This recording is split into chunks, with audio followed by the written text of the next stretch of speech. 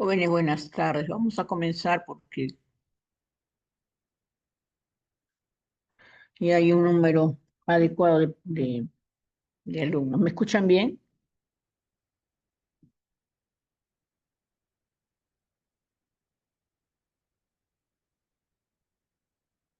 ¿Me escuchan bien? Entonces, ahora sí, Ya.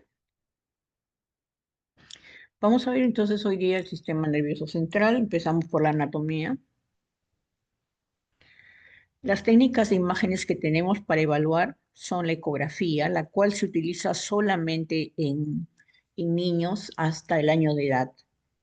Pasado el año de edad ya no se utiliza porque las fontaneras ya están cerradas, porque se hace a través de las fontanelas.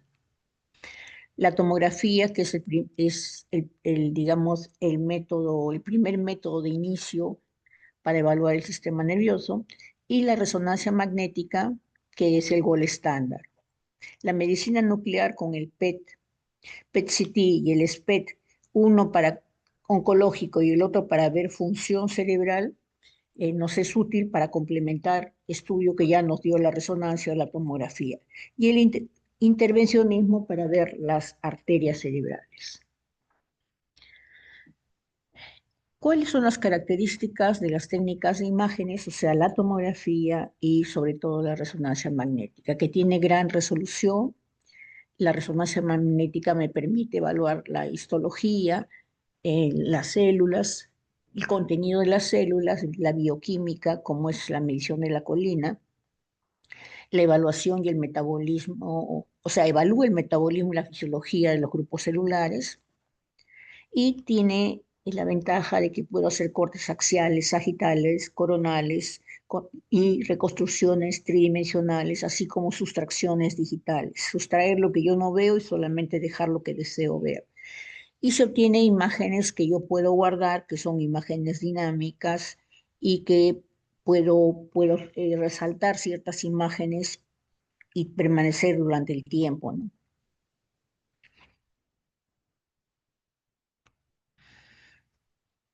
La anatomía del sistema nervioso central ya la conocen ustedes. Tenemos la parte supratentorial, que son los hemisferios cerebrales, y la infratentorial, el tronco encefálico, cerebelo, y la parte de la médula espinal. Y el periférico, el somático y el autosómico, que eso lo dominan ustedes muchísimo mejor que cualquiera de nosotros los radiólogos. Acá estamos viendo una resonancia magnética, un corte en sagital en potenciación T1 para ver morfología. Entonces, nos permite evaluar toda la parte supratentorial, lo que se encuentra por encima del tentorio, que son los hemisferios cerebrales. Este es el tentorio, la tienda del cerebelo, y acá vamos a ver el cerebelo, el tronco encefálico, y vamos a poder visualizar el canal medular, los ventrículos, el cuerpo calloso, diferentes estructuras cerebrales y de la fosa posterior. Esto es una ecografía. Ya lo leen acá porque la verdad para ustedes no les es muy útil, porque estos se hacen recién nacidos o en niños pequeños, y que hay que tener mucha práctica para que el ojo se acostumbre a ver las diferentes escalas de gris. Entonces, para que tengan una idea, este es lo mismo que hemos visto acá en un corte sagital, es lo mismo que estamos viendo acá en una ecografía. En un corte coronal, en el corte coronal, lo básico de aquí, esto es la región supratentorial, la región infratentorial, los ventrículos laterales, el tercer ventrículo. Acá es la parte frontal y acá son los hemisferios cerebelosos. En cuanto a la tomografía y resonancia, como les mencioné, puedo hacer cortes axiales, coronales, sagitales. Este es un corte axial de una tomografía donde me permite visualizar la región frontal. Todo esto es la región frontal. Por aquí se encuentran la región del parietal. Acá son los ganglios basales, acá el tálamo, Esta es la ínsula, acá el cuerpo calloso, los ventrículos en sus cuernos frontales y los cuernos occipitales. Esto de acá, lo que ven blanco, hiperdenso, son los plexos coroideos calcificados. En una resonancia magnética, este es un corte axial a nivel de la fosa posterior, donde me permite visualizar todas las estructuras que conforman la fosa posterior. Esta es otra resonancia magnética, donde voy a poder ver los hemisferios cerebrales en sus diferentes lóbulos, el frontal, temporal, occipital, y voy a poder ver la cisura interhemisférica, las cisuras de Silvio, acá en esta zona. En la resonancia magnética, a diferencia de la tomografía, voy a poder ver las meninges. Voy a poder ver el espacio epidural, la dura madre, que es esta de acá, este es esto más hiperintenso, y voy a poder ver el espacio suranoideo, que es lo más hipointenso. A diferencia de la tomografía, que no veo esos espacios, esas cubiertas, esas meninges, mejor dicho. Miren, acá está la masa encefálica, perdón, la masa cerebral, los hemisferios cerebrales, y acá viene de frente el cráneo. En cambio aquí se logra visualizar las meninges. Las meninges y el espacio subaracnoideo separados entre lo que es el cráneo y el cerebro.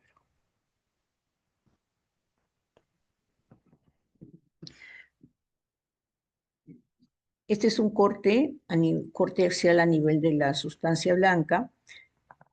Al igual que en la sustancia gris, también lo podemos diferenciar claramente, ya esto lo ven ustedes para no demorar porque son varios cortes. Como ven, podemos hacer cortes axiales, sagitales, coronales.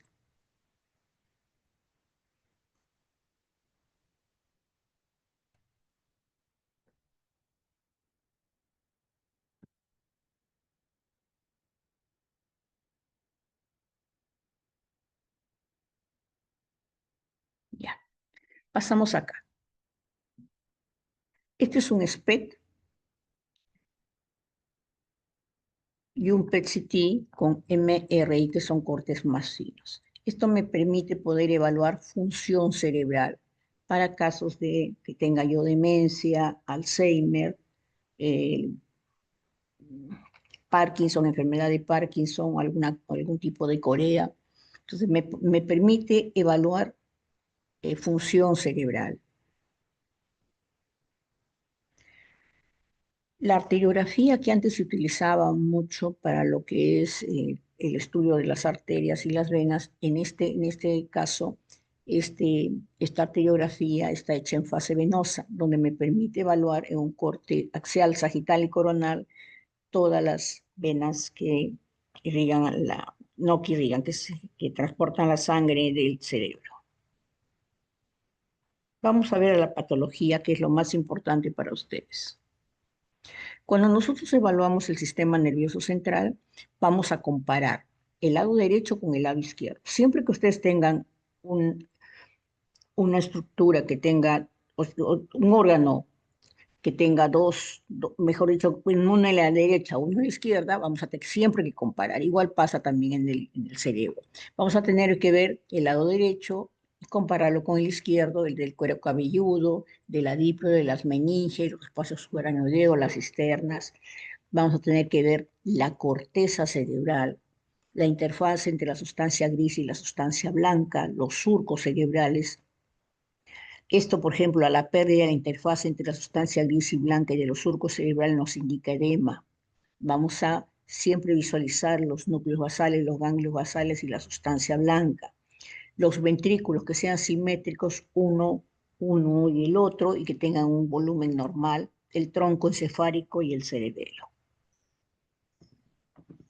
¿Cuál es la patología más frecuente? Tenemos las malformaciones congénitas, la enfermedad vascular cerebral, dentro de ellas lo que son los SB, Tenemos las lesiones isquémicas, las lesiones hemorrágicas y las vasculopatías.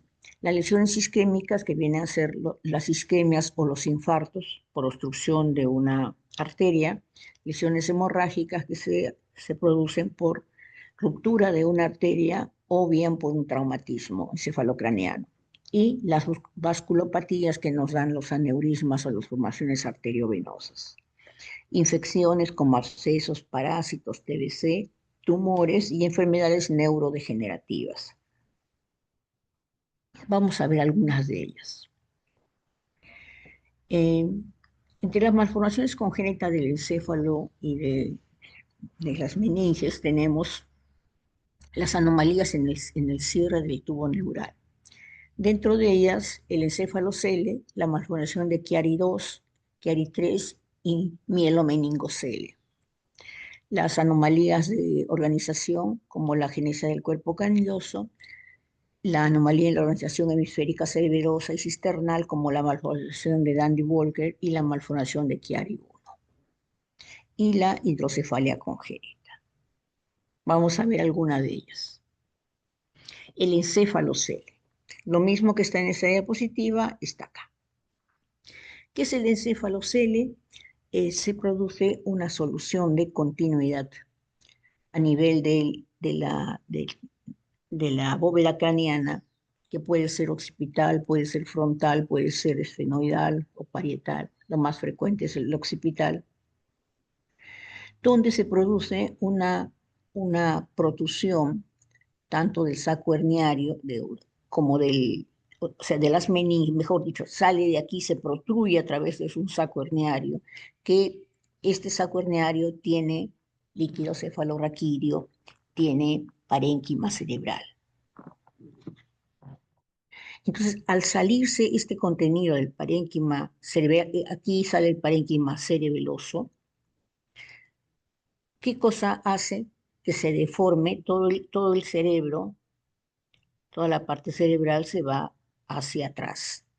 La tienda del cerebelo desciende, el tentorio desciende,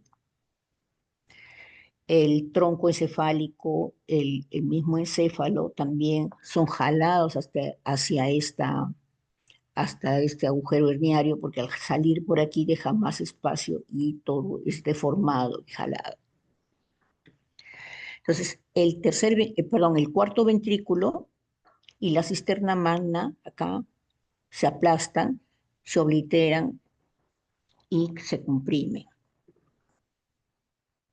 Al salir acá, al irse para la parte posterior, los hemisferios cerebelosos, se deforma aquí, se deforma el cuerpo calloso, se adelgaza el cuerpo calloso y el lóbulo occipital se hace más alargado también hacia atrás, todo se jala hacia atrás.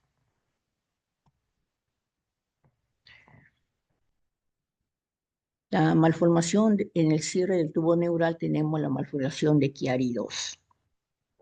Esta malformación de Chiari-2 se produce porque la fosa posterior es una fosa pequeña. La parte de la fosa posterior donde se encuentra los hemisferios cerebelosos, donde se encuentra la amígdala cerebelosa, esa parte es más pequeña. Entonces, hace que se hernie el vermis cerebeloso y la amígdala, se hernian a través del agujero occipital. Se hernian pudiendo llegar hasta la cervical 3. Se dice que cuando se hernian más de 5 milímetros, eso ya nos indica un encefalocele, perdón, una enfermedad de Chiari tipo 1. Entonces, al entrar acá, la amígdala cerebelosa, el cuarto ventrículo se deforma, se vuelve de una forma tubular, se vuelve como un tubito.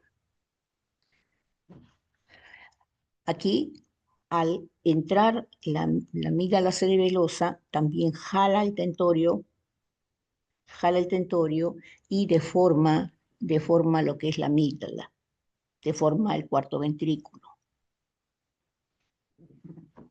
Entonces, el espacio que hay para la parte occipital es mayor, es más grande, y eso hace que los lóbulos occipitales también sean jalados hacia atrás, al igual que el cuerpo calloso también es jalado hacia atrás, se desplaza hacia atrás. Entonces, esa es la malformación de Chiari 1. A la malformación de Chiari 1, lo que hemos visto, acá miren cómo está descendiendo a esta línea que une el vasium con el occipitum. Esta línea de aquí, la amígdala cerebelosa debería de quedar solamente a esta zona, pero está descendida a través del agujero occipital.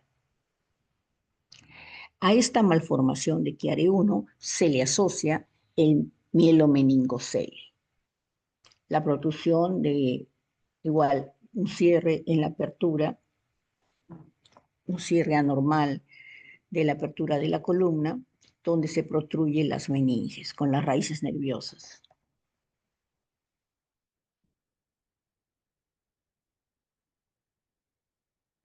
Entonces, esto es lo que habíamos visto, la malformación de Chiari asociada a un meningocele. Esa es la Chiari 2. La Chiari 1 es solamente lo que estamos viendo aquí. Estamos viendo una amplitud disminuida de la fosa posterior, lo cual hace que la amígdala cerebelosa salga por el agujero occipital. Al salir, comprime la médula espinal, comprime también, oblitera tanto la cisterna magna que se encuentra aquí y también el cuarto ventrículo. Lo aplasta como una forma tubular al cuarto ventrículo. Al salir aquí el vermis cerebeloso, perdón, la amígdala cerebelosa, al salir por el agujero, ¿qué cosa hace? El tentorio baja. Al bajar el tentorio deja mayor amplitud a la parte supratentorial, sobre todo a la región del lóbulo occipital.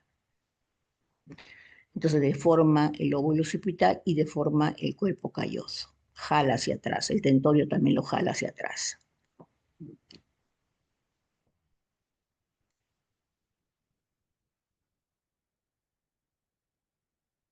La hidrocefalia obstructiva se produce porque a cualquier nivel del pasaje del líquido cefalorraquídeo a través de los ventrículos se obstruye. Se obstruye, entonces los ventrículos empiezan a dilatarse.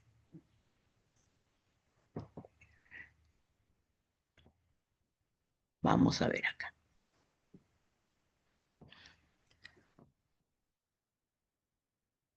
Entonces, tenemos acá una hidrocefalia, vamos a obviar que es congénita, simplemente es una hidrocefalia, en la cual vamos a ver que los ventrículos se dilatan. Acá los cuernos frontales de los ventrículos laterales se encuentran dilatados, el tercer ventrículo dilatado, los cuernos occipitales de los ventrículos laterales dilatados. Esto es una tomografía. Acá tenemos una resonancia magnética en T2, donde también vemos que está todo dilatado los ventrículos laterales. Entonces, ¿qué sucede? Este ángulo que hacen los cuernos frontales de los ventrículos laterales se hace más agudo.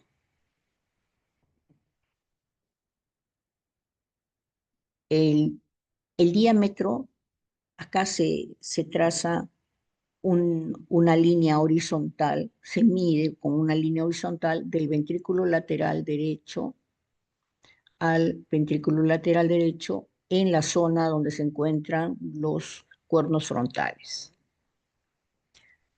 Entonces sacamos una medida. Pongamos que esta medida sea 30 y trazamos una línea por donde es más ancho el diámetro biparietal en la tabla interna. Entonces los ventrículos, la medida de los ventrículos que estaba 30, se divide 30 entre, pongamos que este sea 90. 30 entre 90 sale 0.3, pongamos. 0, hasta 0.3 es normal. Eso es lo que quiere decir acá. Este diámetro bifrontal aumenta en relación al diámetro biparietal. O sea, esto debe medir 1/3 de lo que mide el diámetro biparietal. Acá también vemos al tercer ventrículo que se encuentra dilatado. Se produce edema alrededor de los ventrículos que se encuentran dilatados. Entonces, el edema se traduce como áreas hipodensas por edema subependimario en esta zona. El edema, ese edema sucede alrededor de los ventrículos. Cuando hay edema, los surcos corticales, los surcos cerebrales disminuyen. Borramiento de los surcos corticales y de las cisternas. No se ven por el edema que hay alrededor del parénquima. Es lo mismo que pasa acá, en una hidrocefalia obstructiva. La diferencia de la hidrocefalia congénita es que se descubre en el momento, o sea, aparece en el momento que el feto todavía está en formación. Y generalmente lo más frecuente es por estenosis del acueducto de Silvio, pero radiológicamente son iguales que la hidrocefalia obstructiva.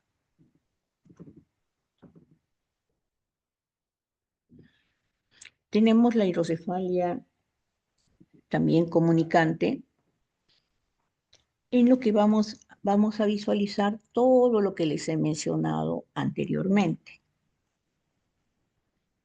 Vamos a ver, este es un corte axial de una resonancia magnética, en la cual estos son los ventrículos laterales en sus cuernos frontales y estos son los cuernos occipitales. Entonces se encuentran dilatados los ventrículos laterales. Hay aumento también del tamaño del tercer ventrículo, del aumento del cuarto ventrículo. Las cisternas también se dilatan, todo se dilata, el espacio subaracnoideo también aumenta líquido porque está comunicándose el líquido de los ventrículos con el espacio subaracnoideo. La cortical se adelgaza, el cuerpo calloso también se adelgaza. Y hay mayor cantidad de líquido cefalorraquídeo en las cisuras.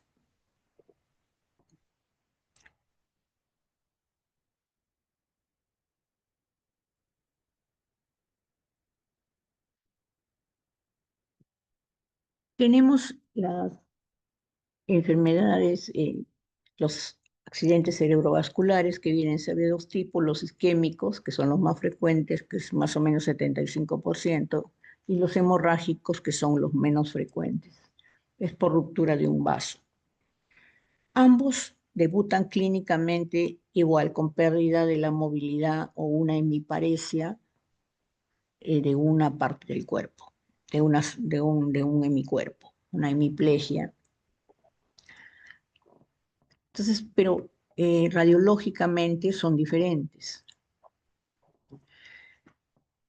La evolución de un infarto cerebral es diferente en una tomografía que en una resonancia magnética.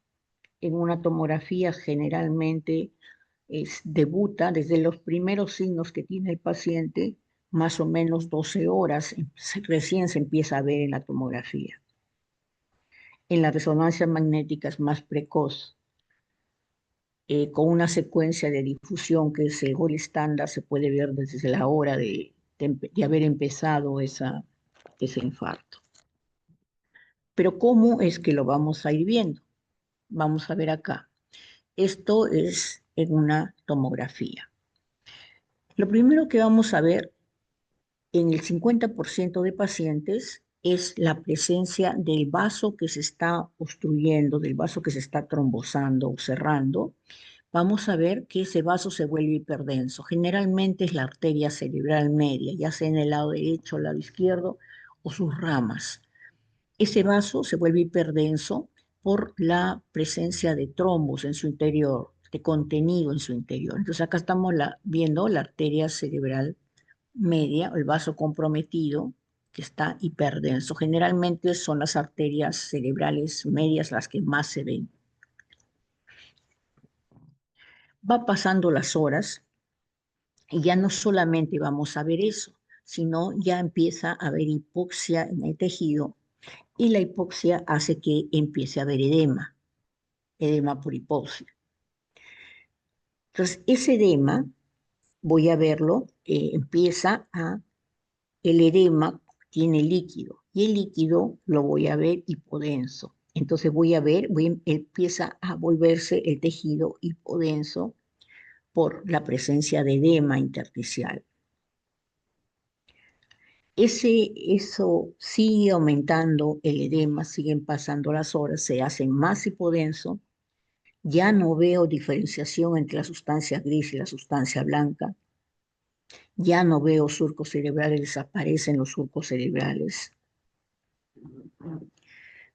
Generalmente compromete toda la zona periférica donde está el infarto. Acá hay, por ejemplo, edema en los ganglios basales están acá al costado de los ventrículos, hay edema de los ganglios basales, se ve una hipodensidad. Todos los signos que los ven acá son signos de edema. Mientras más edema pase, más los signos son más llamativos. Mientras más tiempo pase, los signos son más llamativos y desplaza a veces las estructuras de la línea media por el edema que se encuentra. Como a estos pacientes les dan fibrinolíticos, entre las 24 a 48 horas, pueden transformarse en hemorrágico, puede haber zonas de hemorragia en esto, es complicarse, mejor dicho. Y la hemorragia se va a ver hiperdensa, por el contrario se va a ver blanca. En esta zona hipodensa se vuelve blanca por la hemorragia que se hace en el infarto. En la resonancia magnética podemos verlo desde la hora, en la secuencia en difusión. Para que un infarto cerebral tenga un pronóstico bueno, no deje lesión cerebral, deben dar tratamiento antes de las 4 horas. Si la tomografía me da recién la imagen, yo estoy seguro que es una lesión, después de las 12 horas ya hay lesión cerebral. En cambio, la resonancia no. Miren, por ejemplo, acá en una secuencia en T2, yo veo esta zona de infarto. Recuerden que el T2 el líquido se ve de color blanco. Entonces, acá fíjense los ventrículos, estos son los ventrículos laterales, como están con el líquido, se ve hiperintenso, blanco, los surcos cerebrales también se ven blancos, hiperintensos. Y acá esta zona de edema también lo veo hiperintenso. En la secuencia de difusión, en la difusión me permite ver cantidades mínimas de edema, pero el edema intersticial. En T2 yo lo estaré viendo más o menos a las 6, 5 horas, más o menos.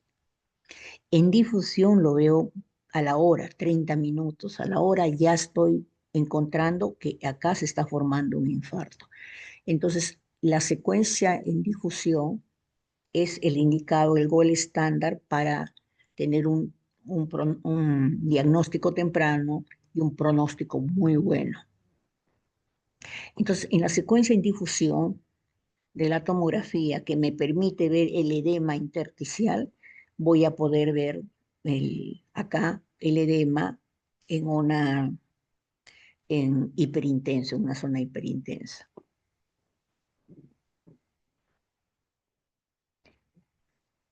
Esto es el mapa ADS o lo que se llama supresión de la difusión.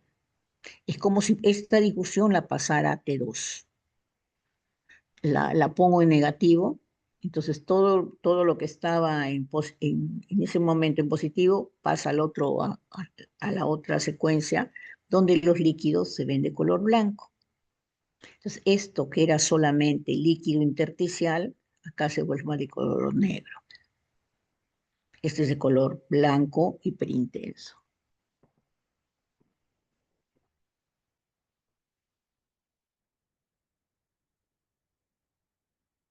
Acá tenemos un infarto cerebral, que es una tomografía. Este es un infarto cerebral que recién se está formando,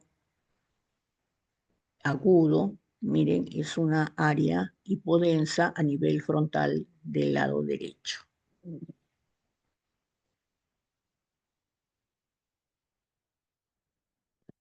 Tenemos los hematomas. Los hematomas o las hemorragias.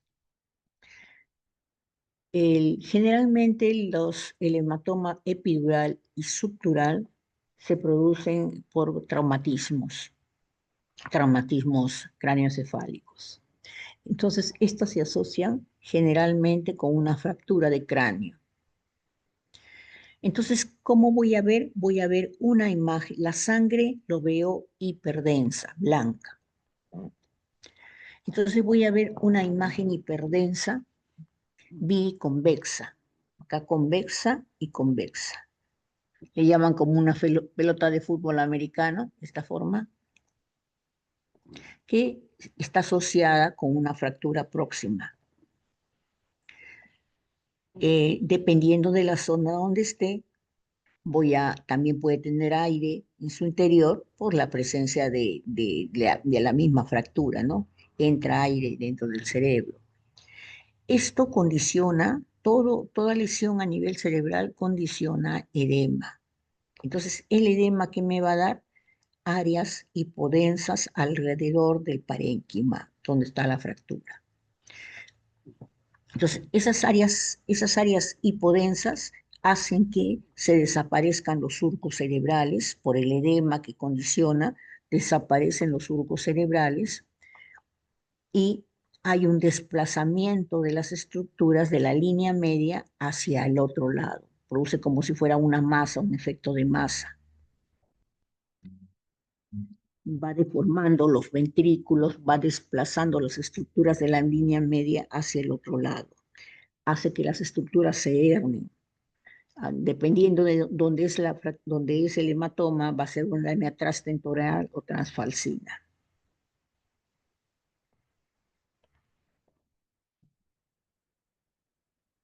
El hematoma epidural tiene una característica, quiero que lo vean acá, miren. Esto tiene una forma de una montañita. Recuerden, epi, una montañita. Para que no lo olviden, no lo confundan con la otra. Acá tenemos una tomografía, este con ventana para parénquima cerebral y este con ventana para ver la parte ósea. Acá está la fractura, en la parte ósea se ve la fractura y en la parte del parénquima se ve este hematoma epidural, como una montañita acá, con convexo por los dos lados, produce edema cerebral que hace que el parénquima alrededor se vuelva hipodenso y se borren los surcos cerebrales. El hematoma subdural, el que se coloca por debajo de la dura madre. Este tiene la forma de una media luna, mire, cóncavo por un lado y convexo por el otro, forma de media luna. Entonces es una lesión hiperdensa, cóncavo convexo, que hace lo mismo, borra, produce edema alrededor. El cerebro se edematiza, se vuelve hipodenso y desaparece, digamos, los surcos cerebrales y desaparece la interfase entre la sustancia gris y la sustancia blanca. Ya no veo tanto la diferenciación entre la sustancia gris y la sustancia blanca. deforma los ventrículos. Miren aquí el ventrículo lateral del lado izquierdo, miren acá está aplastado, está comprimido por el edema.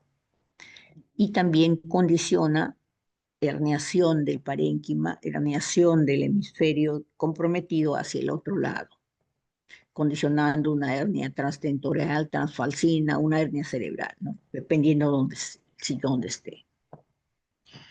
Cuando el hematoma va pasando los días, esto pasa en todos los hematomas, el hematoma va disminuyendo su densidad y ya no es tan blanco como lo veían tan hiperintenso. Entonces vamos a ver también una lesión hiperintensa, pero ya no tan homogénea, cóncavo, convexo. ¿Qué me hace igual? En el cerebro, áreas de hipodensidad, borra los surcos cerebrales, borra la interfaz entre la sustancia gris y la sustancia blanca y descomprime los ventrículos, ya no se ve el ventrículo y está desplazando las estructuras hacia el otro lado, siendo una hernia transfalcina en este caso.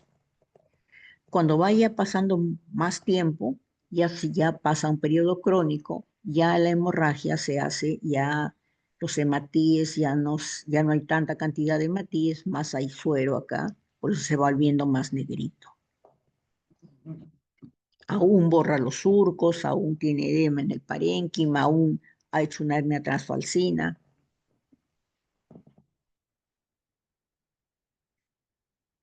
La hemorragia subaracnoidea es la que se va por todo donde existe líquido cefalorraquídeo. ¿Dónde existen los líquidos cefalorraquídeo? A nivel de los surcos corticales, en los surcos cerebrales, en las cisternas basales, en los valles silvianos, en los ventrículos. Voy a encontrar sangre dentro del líquido cefalorraquídeo. Entonces, miren, acá hay sangre en en los surcos cerebrales, en la línea interhemisférica. Acá son los ventrículos. Acá también hay sangre. Recuerden, la sangre se ve hiperdensa con densidad de 70 unidades Humphrey aproximadamente. Esta es la cesura interhemisférica. También aquí hay líquido cefalorraquídeo. El ventrículo en el cuerno occipital del ventrículo lateral derecho también hay sangre. En los surcos de la corteza, los surcos corticales, también se ve sangre. Acá tiene una fractura y hay aire en la parte blanda.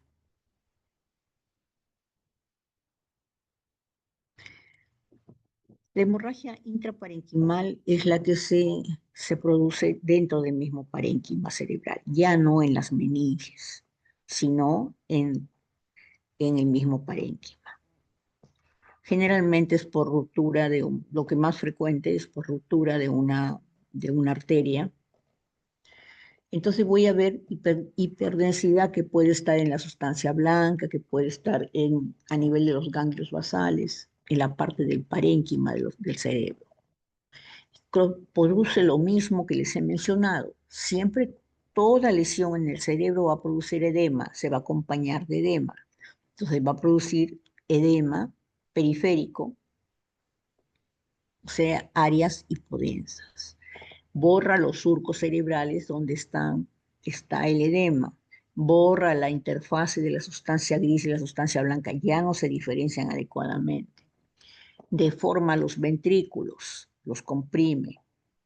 Acá, por ejemplo, hay sangre dentro del ventrículo.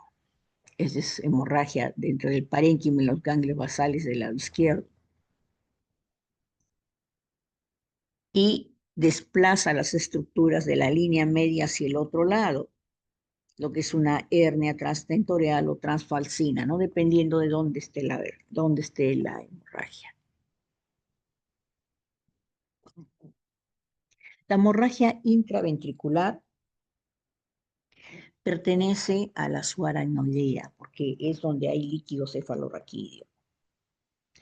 Entonces vamos a tener la presencia de sangre dentro del sistema ventricular, en el interior de los ventrículos. Vamos a ver hiperdensidades en el interior de los ventrículos. Acá en los cuernos frontales, aquí en los cuernos occipitales. Generalmente, como la sangre pasa de los ventrículos al espacio subaracnoideo, también vamos a encontrar hemorragia subaracnoidea, o sea, sangre en los espacios subaracnoideos.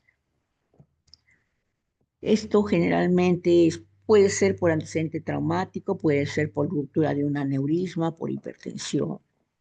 Entonces, se acompaña también de todos los demás signos que hemos visto de edema, hipodensidad alrededor de la zona del hematoma, borramiento de los surcos, borramiento de la interfase sustancial lisa y blanca y la hiperdensidad, porque la sangre dentro del ventrículo.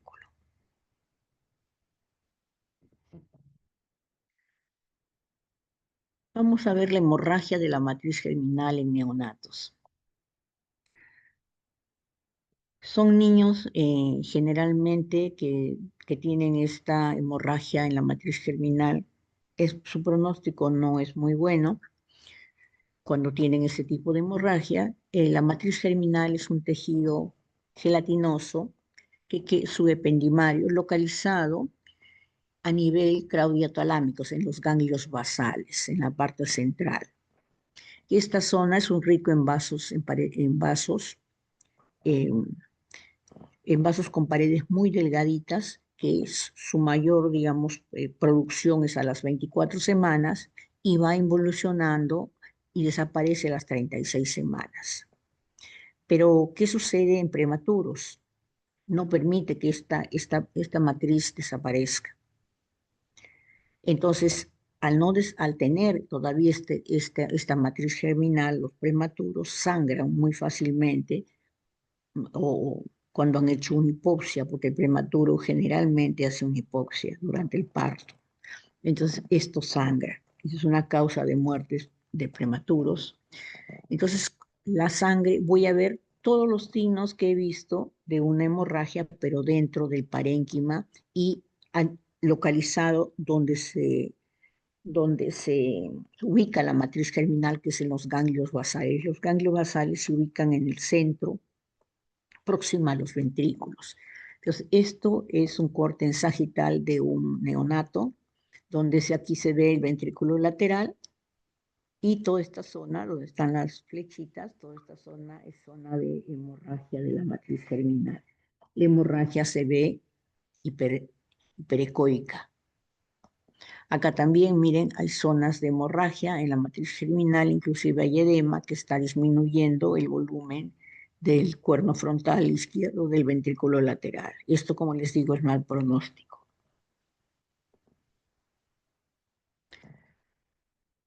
Tenemos las vasculopatías, como son los aneurismas, que lo más frecuente son los de tipo sacular, las malformaciones arteriovenosas y la fístula arteriovenosa dural. Acá en una arteriografía, la presencia de un, de un saco aneurismático en la arteria cerebral media. Miren aquí.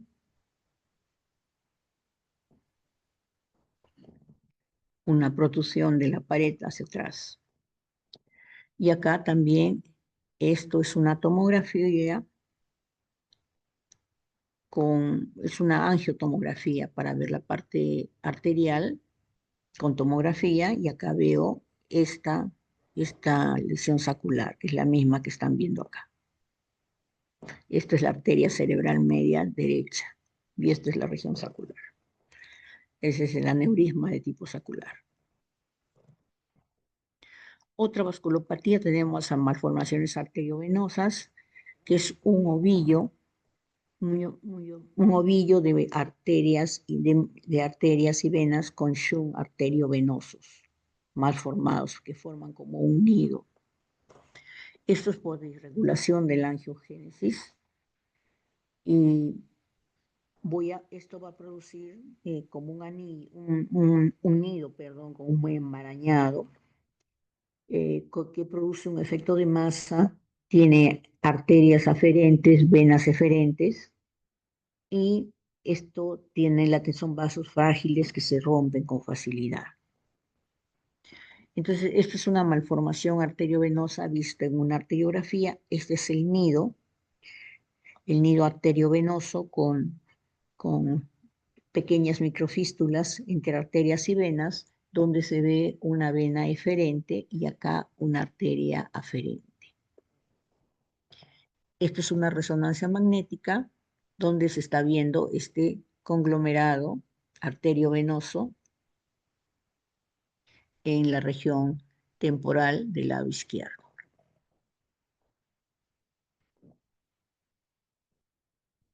La muerte cerebral se produce por hipoxia.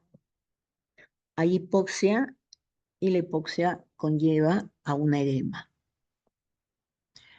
El edema, ¿cómo lo voy a ver? Todos los signos que hemos visto en el edema, vamos a verlos acá, en una forma, pero en una forma difusa.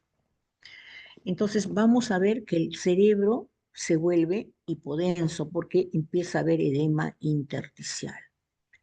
El edema borra los surcos cerebrales, no voy a ver surcos cerebrales. El cerebro se empieza a poner hipodenso, se empieza a borrar los surcos cerebrales, se borra la interfase que hay entre la sustancia gris y blanca, ya no veo la diferenciación, todo lo veo casi de un mismo color. Hay edema, por lo tanto se comprimen los ventrículos laterales, el tercer ventrículo, todos los ventrículos se desaparecen, desaparece el cuarto ventrículo, porque todo se edematiza. Se acompaña también de hemorragia en las cisternas superiores. O sea, estas líneas chiquititas que ven acá, unas líneas hiperdensas, esas son pequeñas zonas de pequeñas hemorragias a nivel de las cisternas. Si se hace una angiotomografía o una angioresonancia, se ve que no, las arterias cerebrales no pintan, no hay circulación sanguínea por la hipoxia. Entonces, fíjense acá, no hay flujo, llega el flujo y a las carótidas internas y las vertebrales ya no hay flujo. Miren, estas son las vertebrales y estas son las carótidas internas. No hay flujo acá. Ahí nomás llegó, ya no hay irrigación a nivel cerebral. Se le hace un SPECT para ver función y se ve que no capta el contraste. Apenas una pequeña zona mínima de aquí a nivel frontal, una mínima zona, pero no hay captación en el resto del cerebro.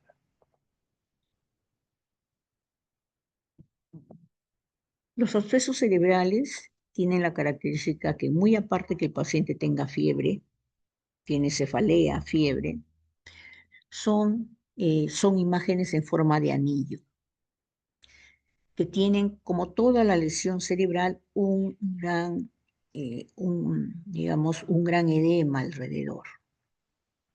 Cuando se le aplica sustancia de contraste, recuerden que todo lo inflamado tiene neoangiogénesis, entonces tiene un realce en forma de anillo.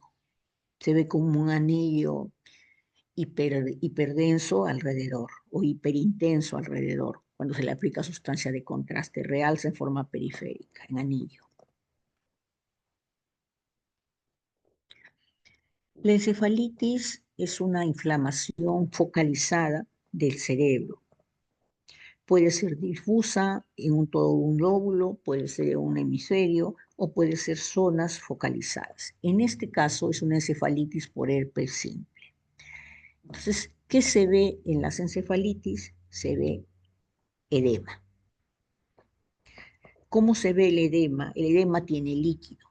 Entonces, ¿cómo veo yo el edema en la zona focalizada? Veo zonas hiperintensas. Recuerden que en las encefalitis hay bastante cantidad de proceso inflamatorio. Entonces, como este es localizado, se ve acá un área hiperintensa en T2. Este es un T2, donde el líquido de los ventrículos está de color blanco. La neurocisticercosis es una enfermedad que se produce por el cisticerco y tiene diferentes fases digamos, de maduración. La primera fase es la fase la fase vesicular, perdón, la fase parenquimatosa, en la cual voy a ver una zona pequeña, zonas de edema a nivel cerebral. Voy a poder ver la fase vesicular, que ya es más o más grandes, lesiones más grandes, son presencia de lesiones mayormente líquidas, con una pared un poquito más que realza más el contraste con zonas de edema. Y la fase nodular o calcificada, en la que veo calcificaciones a nivel del parénquima. Esta es una restricción de la difusión. En la restricción de la difusión, las imágenes cálcicas se ven de color oscuro. Por eso lo están viendo así.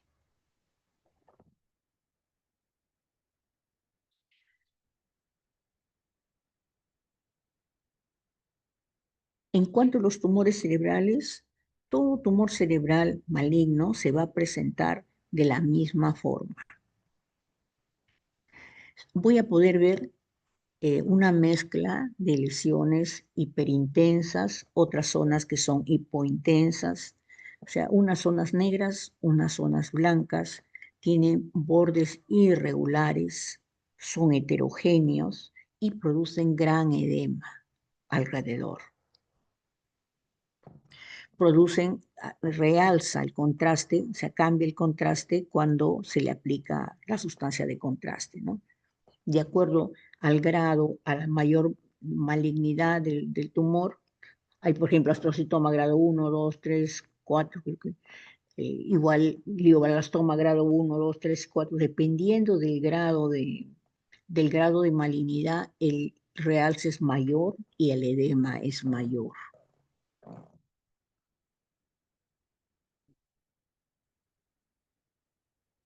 Acá tenemos también otro tumor cerebral, una masa heterogénea, una masa mixta, que condiciona gran cantidad de edema vasogénico. Recuerden, toda lesión cerebral, la que fuera, tiene edema alrededor que se ve hipodenso.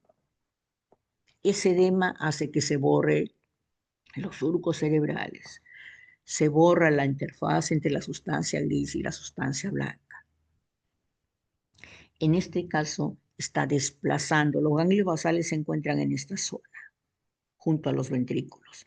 Desplaza los ganglios basales, los comprime las estructuras que estén al costado, todo lo que esté al costado lo comprime. Los cuernos de los ventrículos laterales en el lado que está afectado también lo comprime, que en este caso el ventrículo lateral izquierdo. Desplaza las estructuras de la línea media hacia el otro lado, porque tiene una gran cantidad de edema. Cuando se le aplica contraste, capta contraste alrededor.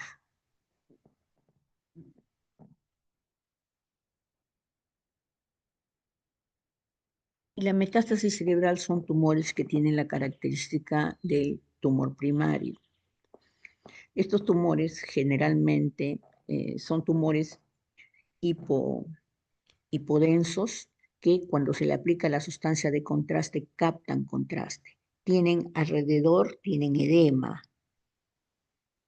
Son zonas hipodensas, nódulos pequeños hipodensos que realzan grandemente con la administración del contraste y tienen un edema, como están viendo acá, periférico. Entonces, se le suma a esto los signos de edema.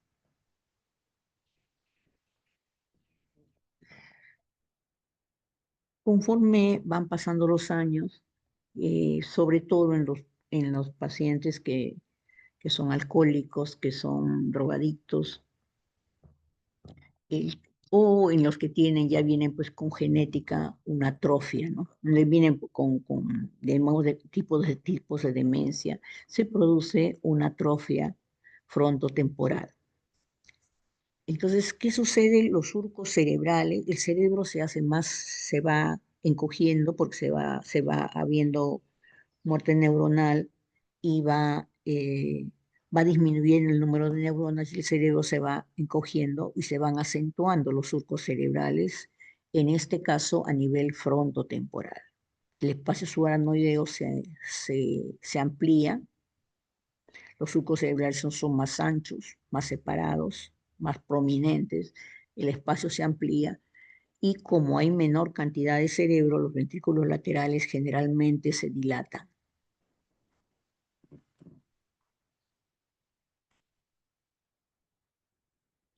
Y el, el SPECT me sirve para ver función, para poder determinar qué parte del cerebro se encuentra con daño y para caracterizar las demencias.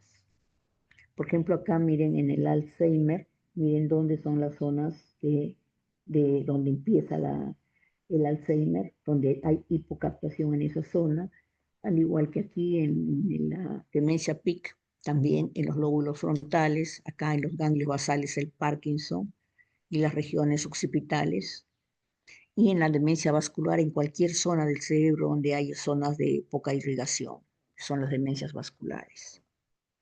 Y eso lo veo con el SPECT, que me sirve para ver función cerebral.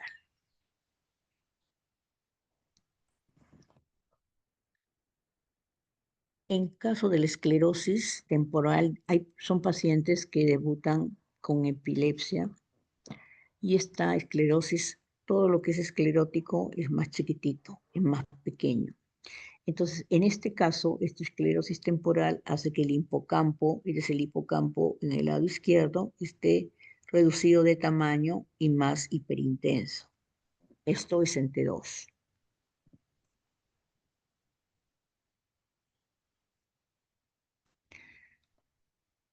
La epilepsia neocortical en un PET con MRI, veo aquí que acá hay un hipometabolismo, miren, comparen la región frontal derecha con la región frontal izquierda, acá no hay captación del radiofármaco.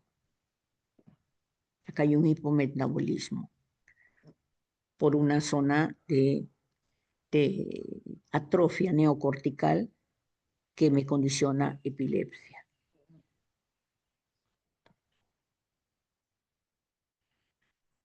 Zonas de esclerosis múltiple se presentan en la resonancia magnética como múltiples lesiones hiperintensas en la sustancia blanca.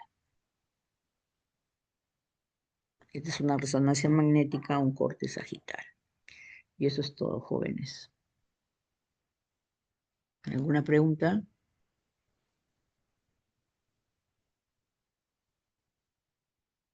No, claro, doctora.